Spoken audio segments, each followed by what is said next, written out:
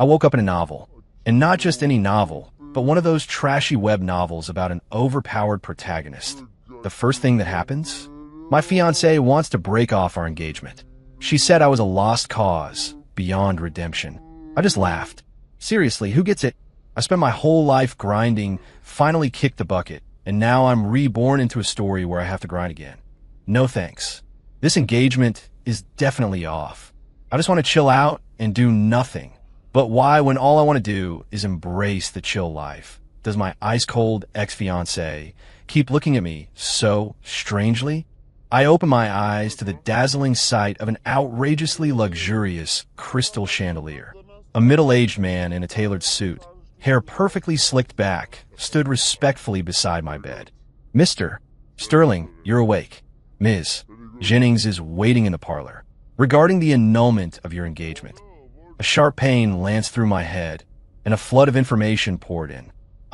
Ryan Sterling, had transmigrated. I was now the male lead of this novel-titled urban legend, The Tycoon's Return. In this moment, it was the very first scene of the story. The Ice Queen CEO, my fiancé, about to dump me, the good-for-nothing scion of a powerful family, in front of everyone. According to the original plot, I'd be brutally humiliated, then awaken my latent powers and memories, beginning my epic journey of revenge and success. But in my last life, I was a corporate drone who clawed his way up from the bottom to become a CEO of a Fortune 500 company, only to die from overwork in my office. Do it all again? I'm exhausted. Just let it burn. Got it. I threw off the covers, my bare feet sinking into the plush, expensive carpet. Mr. Henderson, our butler, blinked, clearly surprised by my calm. I ignored him, walked straight into the walk-in closet, grabbed a random t-shirt and some board shorts, and shuffled downstairs in a pair of flip-flops. In the parlor, the atmosphere was so thick you could cut it with a knife. A woman in a crisp, white business suit, with an aura of detached coolness, sat in the main armchair. That was my fiancée, Clara Jennings, CEO of Jennings Corp.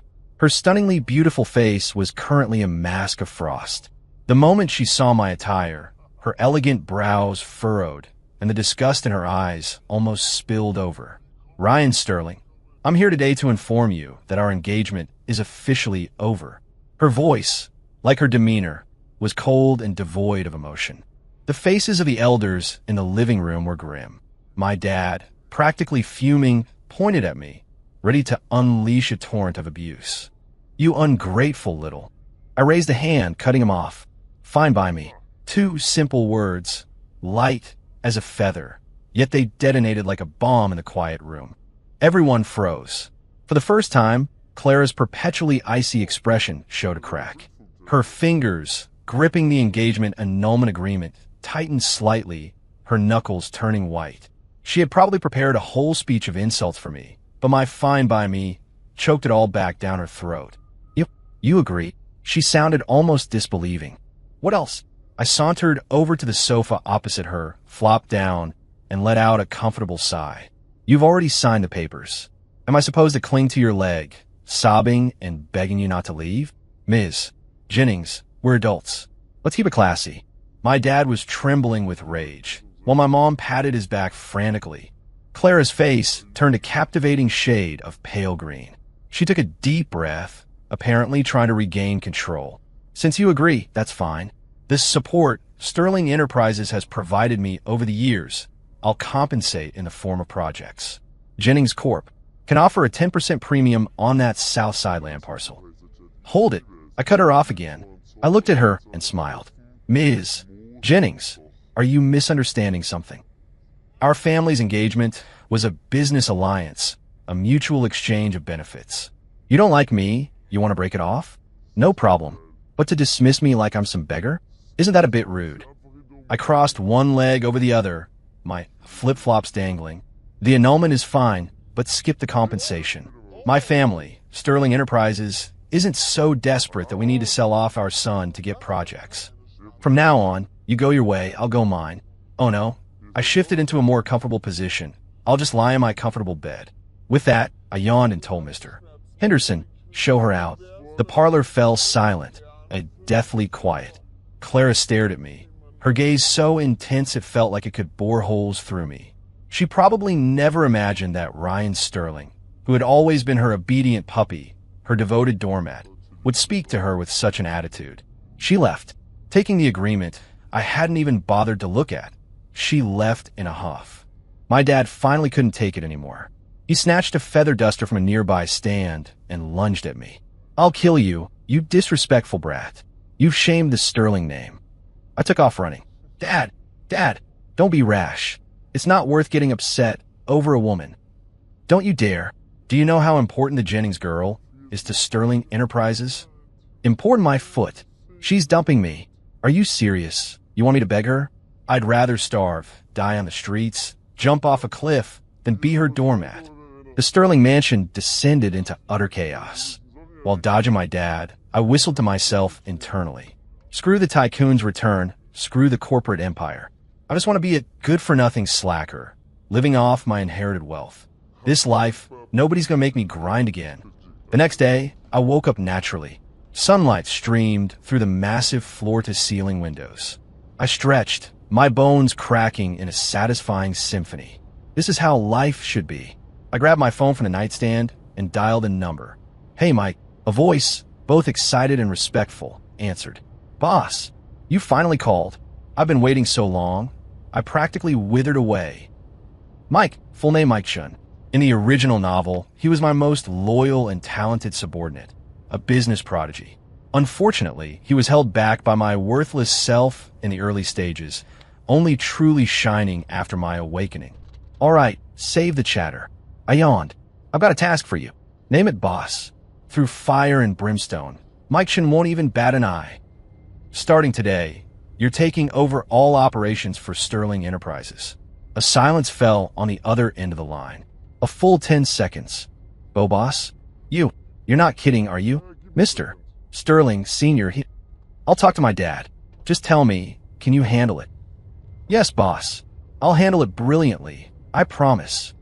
Mike's voice was trembling, the excitement of long-suppressed ambition finally unleashed. "Good. I'll occasionally give you general directions, but you handle the specifics. Don't bother me unless the company is about to go bankrupt. Also," I added, "find me a personal chef, someone who can cook a full gourmet meal, Michelin star level, and set up a wine cellar for me. I want to dabble in making my own artisanal wines." Mike clearly couldn't keep up with my thought process. "What's up? I need to maintain my quality of life. That's all. I'm hanging up." I ruthlessly hung up the phone, as if I had just handed over a multi-billion-dollar corporate empire instead of a kid's summer homework. Others are grinding through life. I'm just fluffing my pillow. After all, anything outside my blanket means work. With that sorted, I felt great and decided to go find some food. I hopped into the flashiest car in the garage, a pink Lamborghini, and drove straight to Sterling City's most renowned private restaurant, the Serenity Garden. The owner of the Serenity Garden was mysterious, and it operated on a membership-only basis, rumored to be exclusive regardless of wealth. But who was I? The original protagonist. I still had that much pull. I tossed my keys to the valet and swaggered inside. "Welcome, sir. Do you have a reservation?" A slender waitress in a traditional dress greeted me. "No, but my name is Ryan Sterling." The waitress paused, then her professional smile became genuinely warm. "Mr. Sterling, the owner said to seat you directly in our best Lotus View private room." I nodded, satisfied. Looks like my protagonist halo still came in handy for enjoying life. The Lotus View room overlooked a pond of water lilies, offering a serene and elegant ambience. I sprawled in the armchair, about to order, when the door gently pushed open. A girl in a plain white dress, with long hair cascading to her waist, walked in. She froze when she saw me. The girl was beautiful, not Claire's aggressive, cold beauty, but a gentle, classical charm that made you feel like you were basking in a spring breeze. Her brows were like distant mountains, her eyes like autumn waters. My mind went blank with a jolt. Female lead one, Sophia Miller. In the original novel, after my engagement was annulled, I met her at a business gala when I saved her from a sticky situation. I didn't expect to run into her here today. "Excuse me, I seem to have taken a wrong turn." She gave a slight bow, preparing to retreat. "Wait," I called out as if possessed. "Are you Sophia Miller?" A flicker of surprise crossed her eyes. You know me? Of course, I knew her. I also knew that the Serenity Garden was owned by her family. And I knew that her family was an even more formidable, reclusive power than the Jennings family. And I knew that she was my future. Hold on. I've already decided to lie flat. What do I need a female lead for? Women only slow down my enjoyment of life. With that thought, I immediately discarded any inappropriate notions, plastering on the face of Playboy. Not really. Just saw how pretty you were and wanted to introduce myself. Care to join me for a meal? Gorgeous. Sophia's smile faded slightly, but remained polite. No, thank you. I have other plans. She turned to leave. Just then, the private room door was kicked open. A pot-bellied, reeking of alcohol, middle-aged man barged in, followed by 2 bodyguards. Soph, why were you running? Tony here ain't gonna eat ya. The man's eyes lit up when he saw Sophia, and he reached out a greasy hand to grab her. Sophia gasped, her face turning pale as she recoiled. I sighed. Well, damn. Looks like the hero saves the beauty trope is unavoidable. Sophia retreated to my side, her wide, startled eyes filled with a mix of fear and an unspoken plea. The greasy man's gaze finally landed on me, immediately turning hostile. Who are you? Trying to steal my woman? I leaned back in the chair, not moving a muscle, simply picking up the teacup on the table and blowing on its hot contents. Who I am isn't important. What's important is that you, right now, immediately get out of that door and I can pretend nothing happened. My tone was flat, as if discussing the pleasant weather. The greasy man guffawed as if he'd heard the funniest joke, his jowls jiggling. Kid, do you know who I am? I'm Tony the Shark Moretti. I own the entire West End. You dare talk to me like that? Oh, Tony Moretti? I nodded. Never heard of you. You're asking for it. Tony, enraged by my dismissive attitude, waved a hand. Throw him out and feed him to the fish. The 2 bodyguards immediately advanced on me. Sophia nervously clutched the corner of my shirt. I patted her hand reassuringly, remaining unperturbed. I'll give you one more chance. Get out now, or I'll make sure you can't show your face in Sterling City. Tony scoffed. Just you, pretty boy? I said nothing more, just pulled out my phone and dialed a number. Hey, Mr. Henderson, I'm at the Serenity Garden having lunch. Some guy named Tony Moretti claims he owns the West End and wants to feed me to the fish. Handle it. With that, I hung up. The entire exchange took less than 15 seconds. Tony was momentarily stunned by my nonchalant actions, then burst into even more boisterous laughter. Ha, calling for backup? Kid, you think this is a movie? I'm telling you, not even the president himself can save you today. The words were barely out of his mouth when his own phone rang. Tony impatiently answered, roaring, Who is it? Can't you see I'm busy? Whatever was said on the other end, Tony's arrogant expression instantly froze. Sweat broke out on his forehead, and his face turned visibly pale. Mr. Hayes, you're calling me. No, that's not it. I didn't know he was a friend of your friend. Yes, I was wrong. I'm leaving immediately. Tony hung up, shaking like a leaf. He looked at me, his eyes filled with terror. He dropped to his knees with a thud, slapping himself hard on both cheeks. Mr. Sterling, I had eyes but couldn't see Mount Ty. I am scum. Please, sir, be magnanimous and spare me this once. I didn't even bother to lift an eyelid. Get out. Yes, sir. Tony fled as if granted a reprieve, scrambling out of the room, his 2 bodyguards having already vanished in fright. Silence returned to the private room. Sophia looked at me, her beautiful eyes shining with admiration. Thank you. Her voice was soft and sweet. Just doing my civic duty. I slouched back into my chair. Now, can we share a meal? I'm quite bored eating alone. This time, she didn't refuse, sitting down opposite me. My name is Sophia Miller. I still don't know yours. Ryan Sterling. She whispered my name softly, a lovely dimple appearing at the corner of her lips. That's a nice name. I looked at her smile, and my heart inexplicably skipped a beat. Damn it. This irresistible charm. We had a delightful meal. Sophia wasn't like Clara. She loved to laugh. Her personality, gentle yet with a touch of playfulness. We talked about food, travel, and all sorts of interesting things. She seemed curious about everything about me. You seem different from what the rumors say, she remarked as we were leaving. Oh, what do the rumors say about me? I asked with interest. She pursed her lips, a little embarrassed. They say you're uneducated, a playboy who only knows how to party. Am I not right now? I gestured to myself, driving a flashy sports car, coming to the fanciest restaurant, and flirting with a respectable young woman.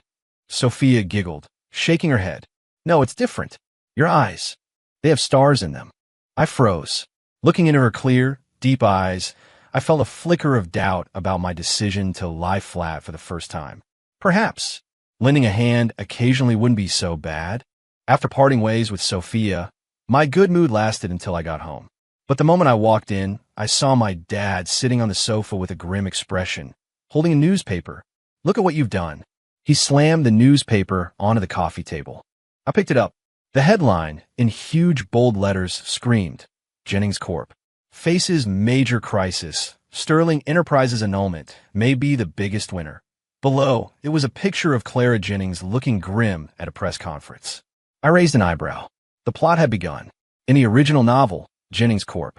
was sabotaged by a competitor on an overseas cooperation project, almost leading to a capital chain rupture. And behind that competitor, Sterling Enterprises had played a role. Of course, that was the awakened me, pulling the strings from behind the scenes.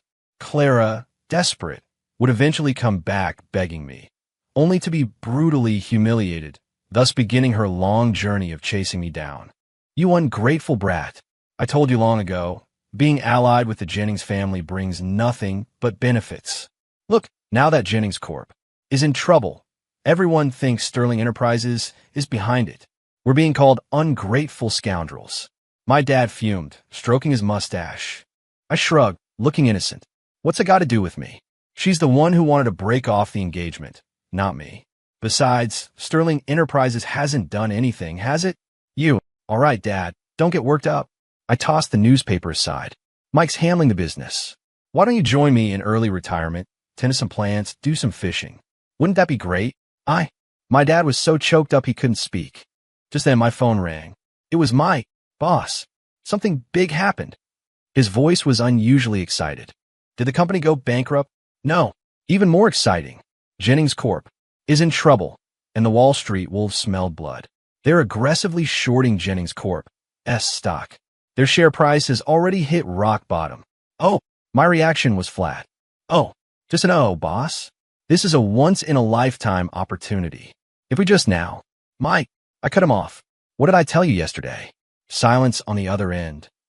You said, boss, to find a way to turn the $30 billion of idle cash in our company account into $300 billion within a month. That was the text I sent him yesterday. He thought I'd made a mistake then, right? The opportunity's here. You know what to do. Don't disappoint me. Boss, I understand. Mike's voice had a tremor. You mean to buy low and flip it? I didn't mean anything. I just want to see a $300 billion account balance. The process isn't important. I get it. Boss, I totally get it. Don't worry. I'll complete the mission. Mike hung up, energized. I shook my head. This cursed competitive drive. Meanwhile, in the CEO's office at Jennings Corp., the atmosphere was suffocating. Clara Jennings stared at the continuously falling stock price, her beautiful face as cold as ice. Have you found out? Who's behind this short selling? The secretary nervously replied, We found out. The lead is a Wall Street hedge fund, but we also discovered a mysterious account that's been aggressively buying up our circulating shares in the market. Mysterious account? Whose? Can't track it. Their anti-tracking capabilities are too strong. But based on the capital flow analysis, the source seems to be Sterling Enterprises. Sterling Enterprises? Clara's head snapped up, a flicker of disbelief in her eyes. Ryan Sterling. She almost bit out the name. In her mind, that good-for-nothing slacker who only knew how to eat, drink, and party possessed such financial power and cunning. Impossible. Absolutely impossible. It must be old Mr. Sterling pulling the strings from behind. Was he trying to force her to come back this way? Thinking this, Clara's gaze grew even colder. She picked up her phone and dialed a number. It's me. Arrange a meeting with Mr. Sterling from Sterling Enterprises. Tell him I want to discuss that South Side land parcel. She refused to believe that if she humbled herself, the Sterling family would refuse her. The next day, a news story exploded across Sterling City's financial circles. Ryan Sterling didn't get out of bed today. This inexplicable topic actually trended one on social media. Clicking on it, the content was even more ludicrous. A candid photo showed me in board shorts, a breakfast burrito in my hand, squatting by a street stall, sipping coffee. The caption read, "According to informed sources, Sterling Enterprises invested tens of billions yesterday, precisely buying low on Jennings Corp.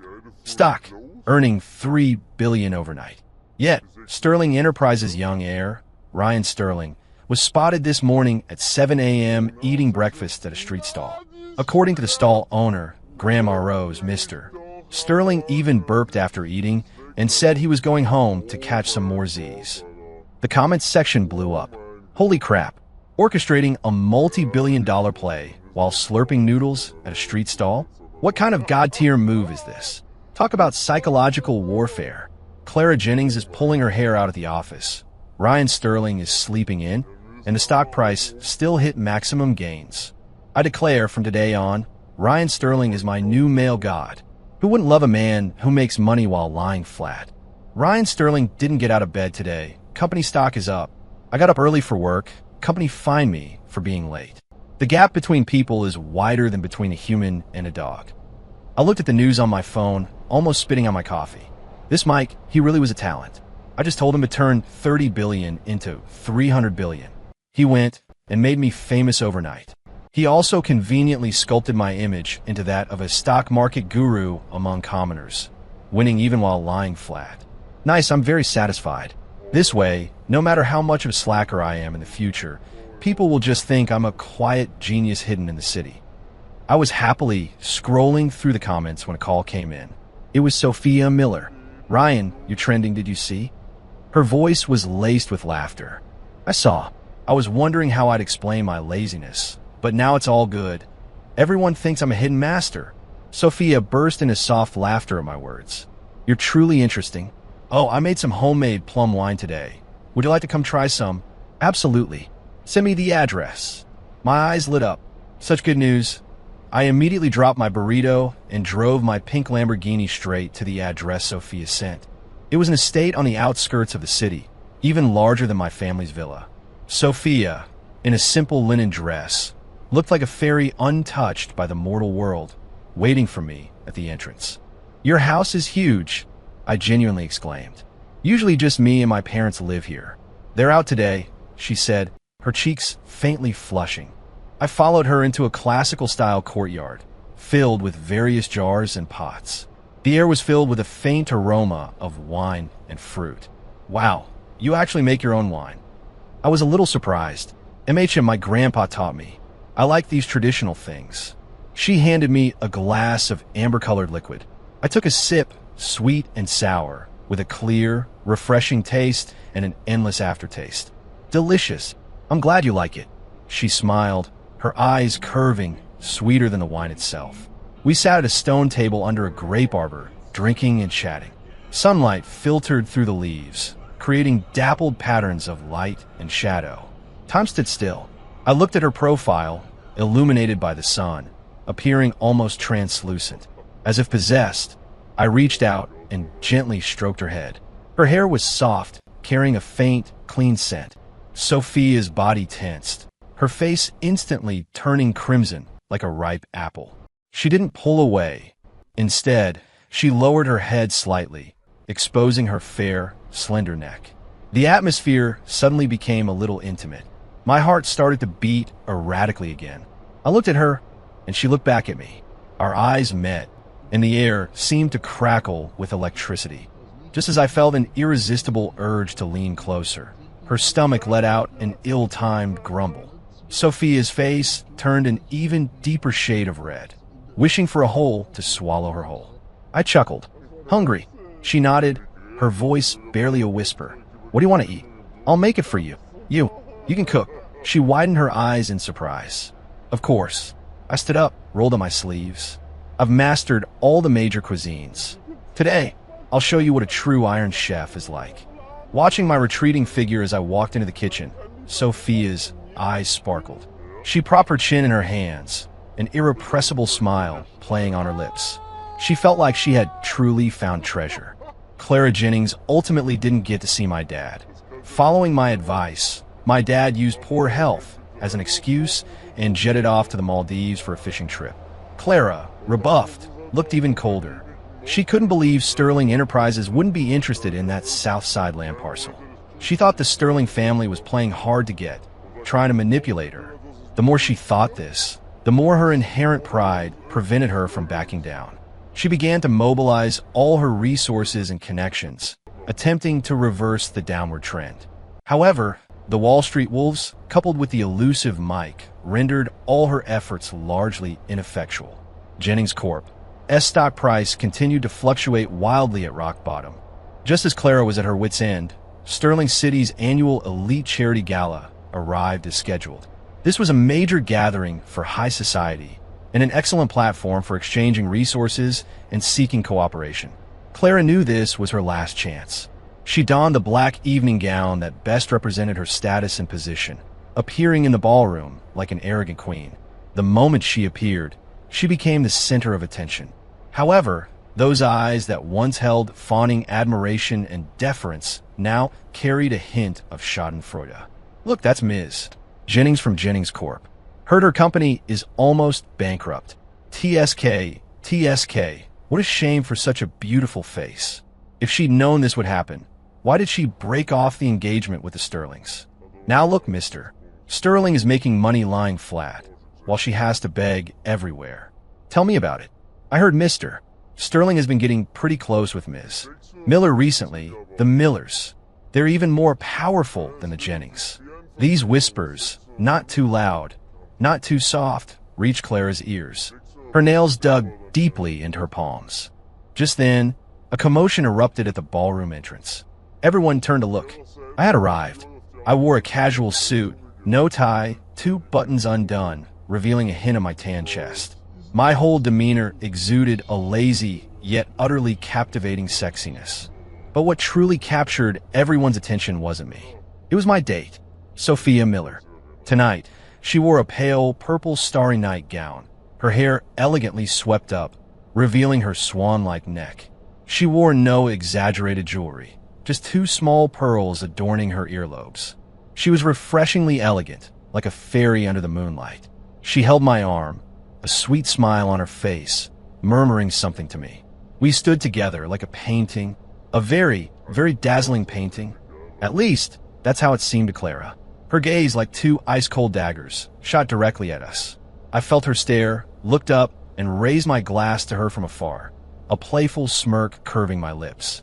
That smile held no provocation, no showing off, just pure, calm amusement, as if to say, "See, I'm doing better without you." Clara's heart clenched. An emotion she had never experienced before, envy and resentment, fiercely blossomed within her. How? How could this utterly worthless slacker gain Sophia Miller's favor? Why could he be so nonchalant while she struggled here, holding everything together? Just then, a handsome man in a white suit approached Clara, a glass in hand. Clara, long time no see. Brandon Hayes, the main antagonist in the original novel, also secretly in love with Clara and one of the primary culprits who took advantage of Jennings Corp. As Crisis. Of course, the current Clara was still in the dark. Brandon, when did you get back? Clara looked surprised to see him. Just returned, and I heard you were in trouble. Brandon's eyes were full of concern. Don't worry, I'm here for you. A mere Sterling Enterprises. I don't even bat an eye at them. He spoke softly, yet deliberately ensured those around could hear him. He looked at me, his eyes full of disdain and provocation. I smiled. Finally, he's here. The villain makes a grand entrance. Now it's time for my flex moment. Oh no, it's my lie flat moment. This small-time stuff doesn't require my personal intervention. Brandon expected his words to at least make me flinch. Instead, I didn't even lift an eyelid, continuing to discuss which mini dessert to eat with Sophia. I think the chocolate one looks good. But the strawberry one looks delicious too, Sophia said, looking conflicted. Then get both, I said with a grand gesture. But I'll get fat. I can still carry you when you're fat. You're terrible. We flirted openly, completely ignoring Brandon, who was left standing awkwardly. A suppressed ripple of laughter spread through the crowd. Brandon's face instantly turned a deep shade of purple. He prided himself on being a prodigy, wielding influence in overseas capital markets. He had never been so thoroughly ignored. Ryan Sterling. He finally lost his temper, raising his voice. What else can you do besides hide behind women? His shout successfully captured everyone's attention. All eyes turned to us. Looks like a show's about to start. I finally looked up, lazily glancing at him. I can also eat, sleep, and play video games. What, you want to learn? Somewhere in the crowd, someone couldn't hold back their laughter. Brandon's face turned even uglier. Sharp tongue. Today, I'll show you what real power is. He snapped his fingers, and an assistant immediately handed him a document. This is Azure Innovations, a company I just acquired. Its market value will at least quadruple in the next 3 years. And what does your Sterling Enterprises have, besides riding on your ancestors' coattails? You're just a good-for-nothing who got famous trending on social media because your fiancé dumped you. He was trying to publicly humiliate me. Clara stood by, saying nothing, but the coldness in her eyes clearly stated her position. She also wanted to see what kind of confidence this Ryan, who had repeatedly surprised her, truly possessed. Before I could speak, a voice rang out from behind me. Azure Innovations? You mean that company that claimed to have independently developed the Sky Art system, but 90% of its core code was plagiarized from our company's open source project 3 years ago. Mike had arrived. I didn't even notice. He was in a well-fitting suit, wearing gold-rimmed glasses, looking scholarly, but his words cut like a knife. He walked up to Brandon, snatched the document from his hand, glanced at it, and then sneered. This? A hollow shell built on theft and lies dares to challenge boss Sterling. You? Who are you? Brandon was intimidated by his aura. Who I am isn't important. Mike pushed up his glasses. I just want to remind Mr. Hayes that our company's legal department already sent a cease and desist to Azure Innovations this afternoon. Furthermore, we've partnered with over a dozen companies in the industry to launch a patent infringement assault on Azure Innovations. I estimate that in less than 3 days, that company will file for bankruptcy protection. What? Brandon's face went completely pale. All right, Mike said, as if remembering something. I forgot to introduce myself. I'm Mike Chun, head of a rather insignificant investment division under Sterling Enterprises. As for our boss, Sterling, Mike turned and respectfully glanced at me.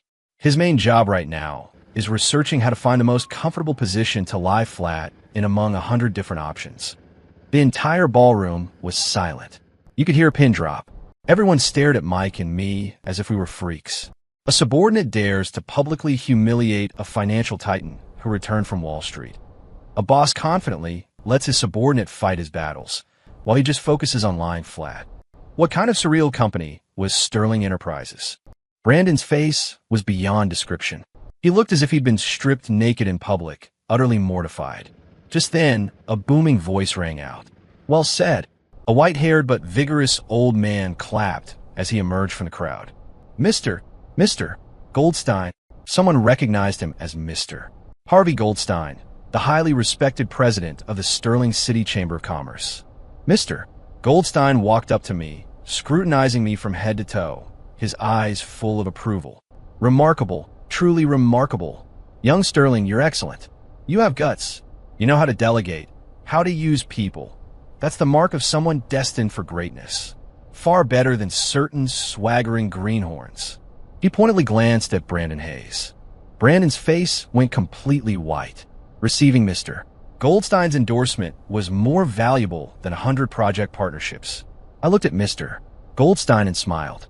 You're too kind, Mr. Goldstein. I'm just genuinely lazy. Ha ha. Lazy is good. Lazy is wonderful. Mr. Goldstein roared with laughter. Young man, would you be interested in joining this old man for a game of chess? I knew it. This was an olive branch. Genuine recognition from the top tier of society. Before I could reply, Sophia answered for me. Grandpa Goldstein, he's not lazy at all. He can cook, make wine, and even tell me stories. He's amazing. Her tone of pride and admiration was undisguised.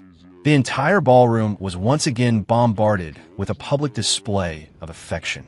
Meanwhile, standing in the corner, Clara Jennings watched me, surrounded by people, laughing and chatting, with Sophia happily by my side. Her heart felt as if it were being tightly squeezed by an invisible hand. The pain made it hard to breathe. For the first time, she began to wonder, was breaking off the engagement a mistake? After the gala, Clara couldn't sleep. Scenes from the banquet replayed in her mind. Ryan's laziness, Sophia's sweetness, Mike's sharpness missed her. Goldstein's praise, and her own loneliness, like an outsider looking in. That good-for-nothing she once disdained had, unknowingly, reached a height she now had to look up to. And it all seemed to have started when she proposed the annulment. She was unwilling to accept it. Early the next morning, she, for once, didn't go to the office. Instead, she had her assistant gather all information about Ryan Sterling. From his birth to the present, every detail. The files were thick, but the content was sparse. Aside from partying and causing trouble, there were almost no highlights. Until the last month, his life trajectory seemed to have been put on fast forward. The annulment, reorganizing Sterling Enterprises, meeting Sophia Miller, targeting Jennings Corp, stock speculation, publicly humiliating Brandon Hayes at the gala. Each event was completely contrary to his previous image. Coincidence? Clara murmured to herself. She didn't believe in coincidences. She opened an encrypted folder containing information she'd paid a hefty sum to a private investigator for. It detailed Sterling Enterprises' internal capital flows and high-level email exchanges over the past month. When she saw that every multi-billion-dollar capital transfer order that stirred up Sterling City's financial waters ultimately pointed to Ryan Sterling's personal email. When she saw that Mike Chun sent a detailed report email thousands of words long every day, and Ryan's replies were always just one word, read or okay, her pupils constricted sharply. So, it really was him. Everything. He was orchestrating it all from behind the scenes. The man who woke up naturally every day, in board shorts, drinking coffee at a street stall, was the true helmsman of the Sterling Enterprises business empire. He wasn't a good-for-nothing. He was just too lazy to play the world's game anymore. A huge sense of absurdity and defeat swept over Clara. She felt like a clown. Her self-important pride, in his presence, had become a colossal joke. She slumped weakly against the back of her chair, her gaze vacant as she stared out the window. Her phone lit up on the table, a news notification.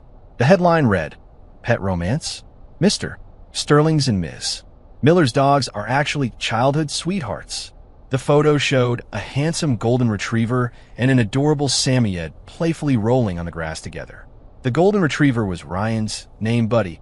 The Samoyed was Sophia's, named Daisy. According to the report, the two dogs were boarded at the same pet store when they were very young and had an incredibly close relationship. A few days ago, Ryan and Sophia took their respective dogs to the park, and the two dogs rekindled their old flame the moment they saw each other, ditching their owners to play together. Clara looked at the photo. Ryan and Sophia stood off to the side, smiling with helpless affection at the two dogs. Her heart ached again. Even their pets had been together earlier than she and Ryan. She had lost utterly. Brandon Hayes Azure Innovations, as Mike predicted, declared bankruptcy within 3 days. Brandon himself was placed under investigation for commercial fraud and patent infringement. The prodigy who returned from Wall Street hadn't even had a chance to make his mark in Sterling City before exiting the stage in the most humiliating way possible. And the orchestrator of all this, Ryan Sterling, was currently in Sophia Miller's courtyard, teaching her how to seal a jar of freshly brewed peach wine. See, you cover the mouth of the jar with a lotus leaf, then tie it securely with rope, and finally seal it with mud. That way, the wine's aroma won't escape. I guided her hand, my warm breath tickling her ear. Sophia's face was flushed, whether from the sun or from shyness. I couldn't tell. "Ryan, you seem to know everything." She looked up, her eyes sparkling. "Basic stuff," I said, pretending to be profound. After all, a qualified lie-flat youth must master enough skills to ensure they can lie flat comfortably and with quality. "What nonsense," she playfully glared at me. But the corner of her lips couldn't help but turn up. Just then my phone rang. It was Mike. His voice, for the first time, carried a hint of gravity. "Boss, something's happened. The people behind Brandon Hayes have made their move." "Who?" "A branch of the Rothschild family, a massive overseas capital group. They've teamed up with over a dozen institutions and are launching an indiscriminate attack on the entire Sterling City stock market. Their goal is to harvest all of us." I raised an eyebrow. "Oh wow, playing for such high stakes?" This wasn't in the original novel. Looks like my butterfly effect attracted an even more powerful enemy. "What about Jennings Corp?" I asked. "They're hit the hardest. They were already on the brink, and now they're the first target of this attack. I doubt they'll last past this afternoon. And us. We're under immense financial pressure. Their offensive is relentless. While we prepare in advance, but, boss, this time, it might really require your personal intervention." I fell silent. I glanced at Sophia, whose face was filled with worry, and smiled. "What's the panic? If the sky falls, I'll hold it up. Gather all available funds and secure our core assets. Also, allocate a portion of the funds to save Jennings Corp." "Save Jennings Corp?" Mike was stunned. "Boss, we're barely holding our own." "Execute the order." "Yes, boss." I hung up. Sophia asked anxiously, "What happened?" "Nothing, just a few small-time crooks trying to steal from us," I said dismissively. She looked at me, her eyes incredibly firm. "Ryan, I believe in you." Just then, her phone rang too. It was her father. Sophia answered, her expression gradually growing serious. After hanging up, she looked at me, taking a deep breath. "Ryan, my dad said Miller Holdings can mobilize $30 billion to help you." I was a little surprised. "Your dad agree?" "MHM." Sophia nodded. I told him, "My man, I believe in him. He's worth it." I looked at her, and the softest part of my heart was deeply touched. I stepped forward and hugged her tightly. "Silly girl. For something this small, you don't need to sell your soul to save me." I pulled out my phone and opened an encrypted app one hadn't used in a long time. The interface displayed a skull icon. I sent a message. "King call. All members online. Target. Rothschild branch. Annihilate." 3 seconds later, in countless corners of the world, in front of countless computers, individuals known as gods simultaneously received this message. They dropped everything they were doing, their eyes burning with fervent anticipation. Their king, after 3 years, had finally issued a summons again. A storm about to sweep across the global financial markets was about to begin. And I just held my girl close and whispered, "Come on, let's go somewhere fun." The place I took Sophia was the top floor of Sterling Enterprises headquarters. A never-before-seen, private command center exclusively for me. There were no offices here, no files, just a massive, circular monitoring room made up of hundreds of screens. At this moment, every screen flashed with dense data and stock charts. Mike and his team were here, standing by, their faces etched with tension and exhaustion. Seeing me walk in with Sophia, everyone froze. "Oh, boss." Mike's lips were dry. "How are things looking?" I asked. "It's bad. Their firepower is too strong. Our defenses are about to collapse." Mike's voice held a trace of despair. I walked to the main console and glanced at the data on the screens. The enemy's offensive was like a furious storm, precise and deadly. Truly worthy of a financial dynasty spanning centuries. "Sophia, are you scared?" I turned to ask her. Sophia shook her head. She walked to my side and held my hand. "No, I believe in you." Her palm was a little cold, but her gaze gave me endless strength. I smiled. "Good. Then let these thugs see what real skill looks like." I sat down at the main console, my 10 fingers blurring over the keyboard. Lines of code flowed like a waterfall across the screens. Mike and his team were completely dumbfounded. They never knew their lie-flat boss was also a top-tier hacker. Connecting to global darknet servers. Activating Zeus system. Target locked, commencing counterattack. I issued command after command, my tone calm, yet filled with undeniable authority. In that moment, I was no longer the lazy rich kid. I was the king, surveying his domain.